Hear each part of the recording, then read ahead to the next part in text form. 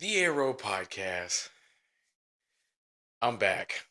Let's go over the Kansas City Chiefs, our past season, and what we need to do to get back on top. Red and gold, red and gold, red and gold. So, look, man, I'm going to jump right into it. I'm not going to sugarcoat nothing. So, off the jump, we have to get a running back, period. And I'm going to give you the statistics for that so you know that I'm right.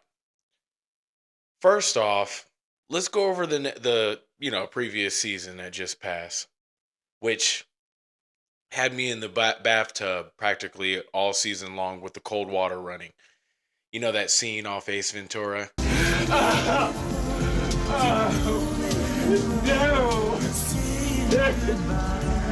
No! When he found out Ray Finkel was a woman. You guys probably, it's an old movie. Anyways, it was rough. I got a lot of phone calls this year. A lot of phone calls. Definitely, unfortunately, when we lost to the Cowboy. You know, the Cowboy fans, man, they like to just kind of pop up on you. Come from under rocks, out of the shadows, from caves. Yeah. So, but anyways, this was a rough season, fellas. Very rough. A lot of things went wrong. And I don't want to talk your ear off, but a lot of things went wrong.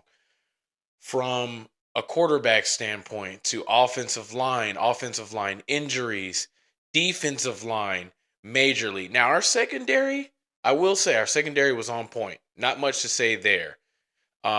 Besides Shamari Connor being the new Dan Sorensen. Yeah. But that's for another video. But yeah, coaching took the cake. Okay. So right off I want to start there. Okay. The coaching was egregious, atrocious, pathetic. We were the most predictable I've ever seen. And almost on defense. Not necessarily, but yeah, almost on defense. Now, the reason why I'm giving the defensive pass is because Steve Spagnuolo, I don't think we have any of our rings without Steve Spagnuolo. Obviously, and Patrick Mahomes. But yeah, definitely the last Super Bowl against the 49ers, that was Steve Spagnuolo, had a lot to do with Steve Spagnuolo.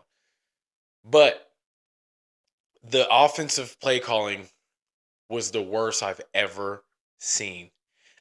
I almost felt like we just kind of lost on purpose. It seemed like we lost on purpose.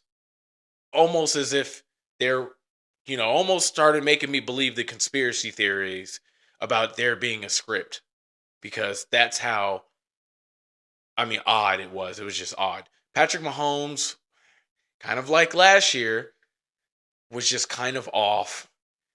I think he still has an issue with the offensive line and not trusting the offensive line, leaving the pocket early, etc. That's also another video. Our offensive line started out strong. It was weird. We started out pretty strong the first few games. They looked good. Then they just started falling apart. And then the injuries started kicking in. Josh Simmons left for personal issues. We won't get into that because no one knows anything about any of that. But yeah, and the first game against the Broncos for the Chiefs fans, I don't know if you felt the same way. I knew the season was done. I knew it was over. After the first game against the Broncos that we lost, I knew it was a wrap. I was like, yeah, it's over with. So, but let's jump into the future. I obviously will do a separate video about what happened last season, in my opinion. But if it is not evident enough, okay, the last 1,000-yard rushing running back that we had was Kareem Hunt in his prime, which he clearly, obviously, is no longer. Kareem Hunt is just simply a fraction of what he used to be. And I mean, that's obvious. Now, Pacheco, see, I tried to tell a lot of people about Pacheco's vision. Pacheco's vision is terrible. It's terrible, period. Not only that, he has no lateral quickness. None. None whatsoever. None. No lateral quickness. And our offensive line is a finesse offensive line. It is not a power offensive line. So you're not getting consistently, you're not going to get those holes. You have to have a quick, fast running back, period. And I keep hitting the mic, I'm sorry. There's no way around it. You have to have a quick, fast running back. Point blank. That's it. There's no getting around that. Okay?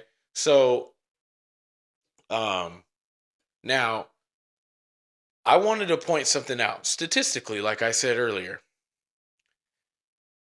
I would say since 2005, did you guys know that Pacheco, which is kind of funny given what I just said, but Pacheco had the most rushing yards in a Super Bowl since 2005. Guys, it's 2026. That's 21 years. Okay? 21 years, no one has rushed for 100 or more yards in the Super Bowl. Well, guess what? The Seahawks versus the Patriots, the Super Bowl that just passed, Kenneth Walker won MVP and had 139 yards. Wow. The NFL has officially changed. Running backs are more important than they have been in 20 years. Period. There is no way around that. I will argue also, not argue because I mean it's pretty obvious, defensive lines have become way more important as well. And we have no defensive line. George Karlaftis regressed. Mike Dana regressed. Everyone on the defensive line regressed. Now, Chris Jones gets a pass because Chris Jones is Chris Jones. But, I mean, you could kind of say he regressed, right? Technically, statistically. Now, yeah, he's getting double teamed 24/7, but still, he's been getting double teamed for the last 4 years straight. So, the defensive line was pathetic this past season. I mean, it was hard to watch. It was very hard to watch. There's multiple people that had more sacks in our entire defensive line. Yeah, exactly. So, we need to fix the defensive line. I say a depth piece for the offensive line, but I think our offensive line will be good, even if we release Jawan Taylor, which I anticipate them doing, to save, obviously, millions on the cap. I believe they could save up to like 29 million, something like that, or 24 to 30 million, something like that.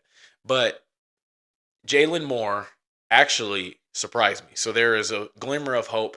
Josh Simmons is a beast. I think he was rated the 7th best tackle in the NFL as a rookie. So we got some glimmer of hope. And remember, our offensive line looked the way they did because towards the end of the season, we had 3 of them out. So it is what it is. They will come back strong. Everybody's pretty much sewed up.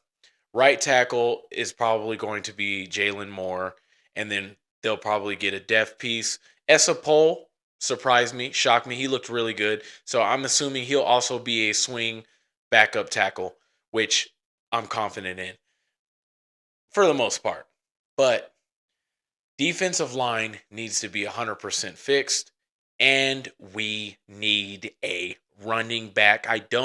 Now look, at number 9, if Ruben Bain, because not Bailey, don't take Bailey. That's D Ford all over again. He just reminds me of D Ford. Yeah, I personally no. And he honestly does not fit Steve Spagnuolo's physique, as so to say. What Steve Spagnuolo, in my eyes, looks for. He doesn't really fit it. So Ruben Bain looks like a freak of nature. He's almost like Myles Garrett. And when Myles Garrett was coming out, everybody knew, okay, it's only a matter of time till he pops because he's just a physical, he's just a specimen. Ruben Bain is a freaking specimen. If you're sitting there with Ruben Bain and Jeremiah Love, because I'm going to tell you straight up, Jeremiah Love all the way, period. But not over Ruben Bain. I would have to pick Ruben Bain over Jeremiah Love. That's the only way I'm picking Ruben Bain over Jeremiah Love. Jeremiah Love, I'm pretty sure there's other running backs. I've seen a few. Now, I don't want to name them because I have to get more into it. But I have seen a few that look, really good to me. But Ruben Bain's sitting there. I'm taking Ruben Bain. But there's no other player in this draft I would take over Jeremiah Love, period. And hopefully that ain't the case. But long story short, the number one, I don't even care about receiver, guys. We've won the Super Bowl with MVS and Juju Smith-Schuster. Okay? I don't care about receiver. We need a running back, and we need a backup, which Kareem Hunt can obviously be a backup. Period. That's it. And so that's kind of all I got. Like I said, I didn't want to ramble on. I mainly wanted to point out the fact that running backs have become an essential necessity in this NFL now. So that's where we're at. The Arrow Podcast. I'm outros. Yeah, we running out of time. 1-5, catch me in the end.